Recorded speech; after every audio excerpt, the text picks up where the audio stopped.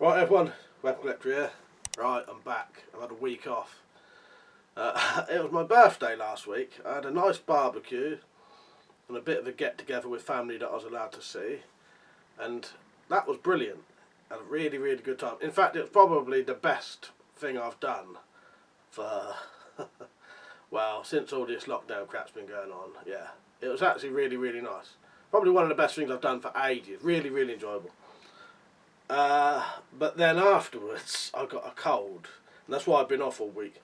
And to be honest, it wasn't really the cold. Well, you know, the sort of 3 or 4 days of the cold. Yeah, you know, you don't really fancy doing a lot. My main issue, though, is whenever I get a cold, not every time, but most of the time, it affects my ears quite profoundly. In fact, right now, it feels like my head is underwater. I walked down to the post box last night to send something. It was about midnight, and I literally couldn't hear a single thing, not even my own footsteps. That's quite an eerie thing, walking around in the dark when you can't hear anything, because most of what you're relying on is your ears. Yeah, quite weird and sort of freaky, but yeah, you know.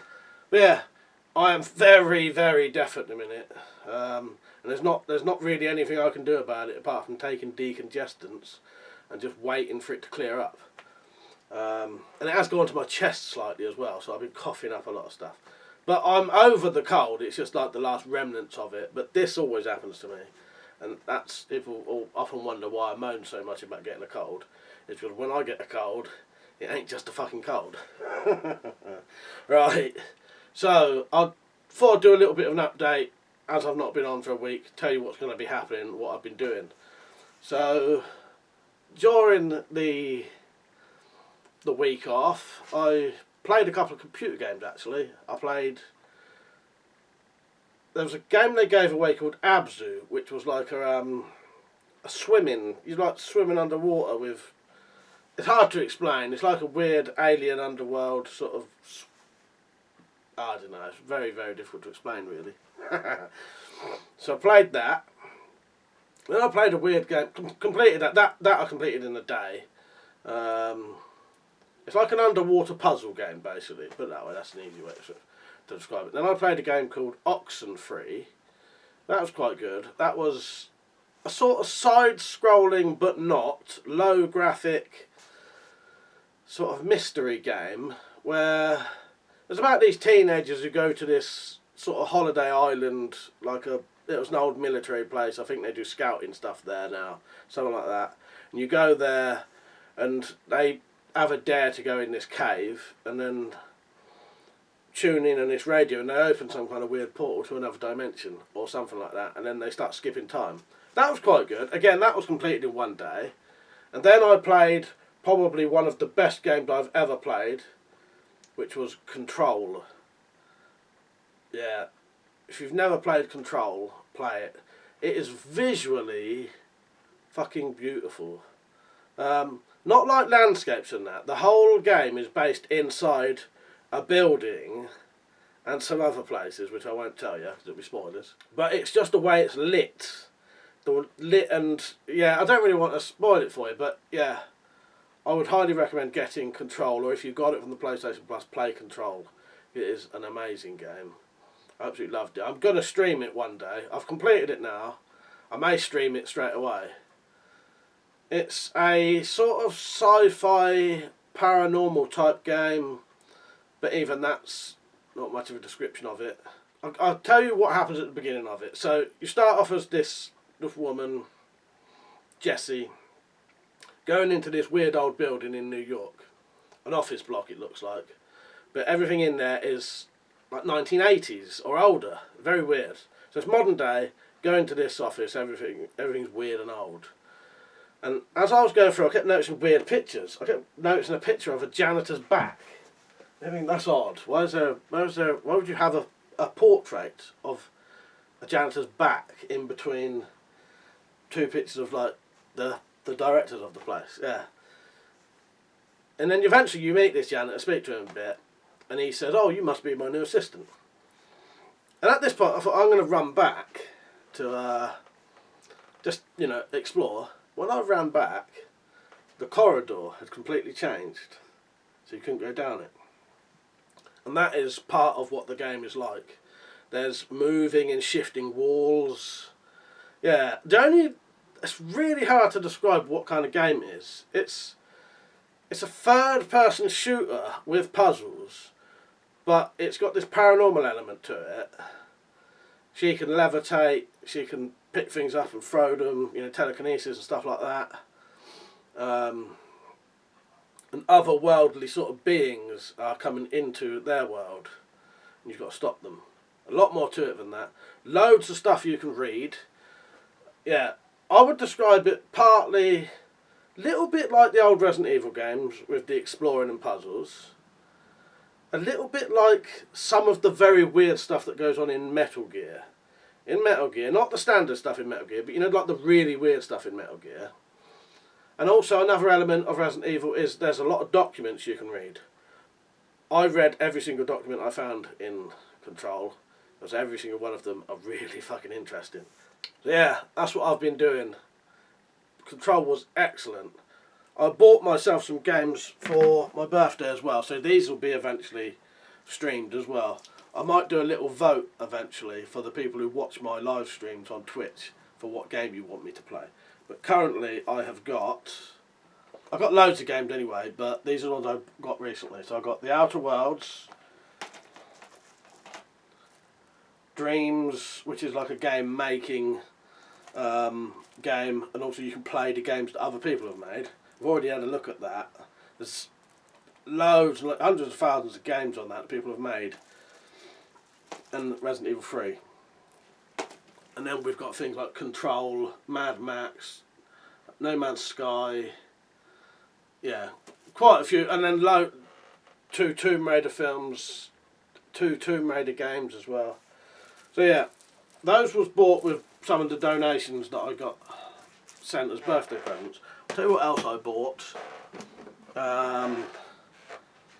I've needed one of these for a while, so this was bought with the recent donation. I got myself a visor and earmuffs.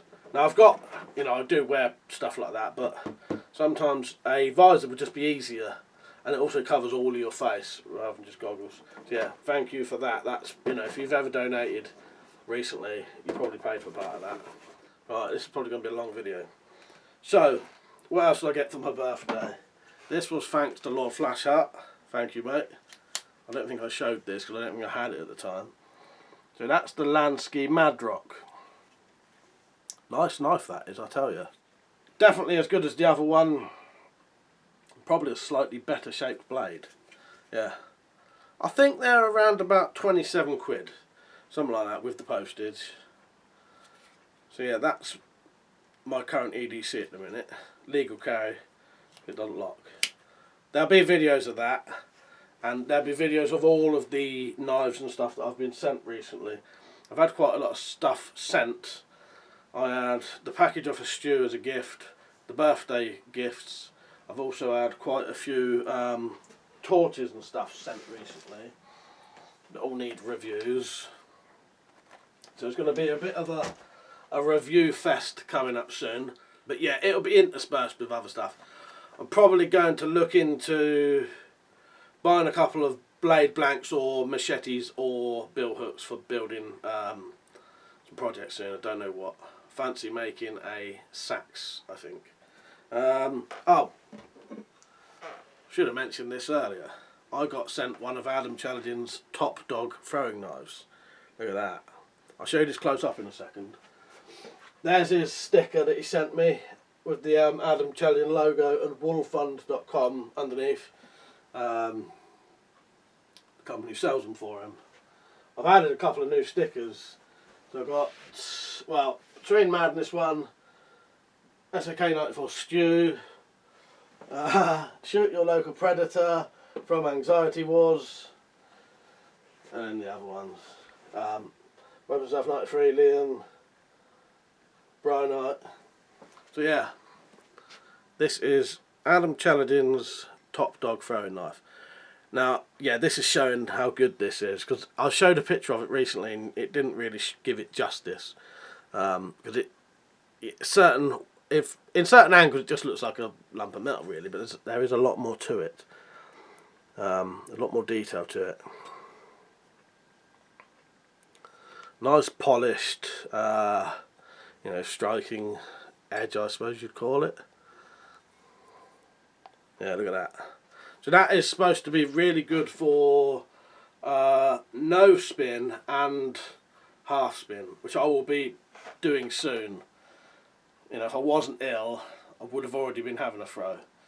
But I'll probably have a go this week, because as I say, I do feel alright, apart from I've got a little bit of stuff I'm coughing up from my chest and the blocked ears, but it's not really, doesn't really stop me doing anything.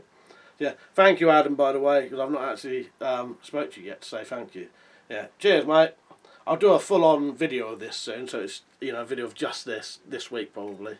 So yeah, thank you for that Adam, I cannot wait to throw it, to be honest. Yeah, that is a beast of a throwing knife. Yeah, so that'll be coming up soon. And then something else I'm planning to do, I think I will do a Cold Steel Lynn Thompson tribute video again. That was actually really popular. And use all of my big Cold Steel stuff for cutting.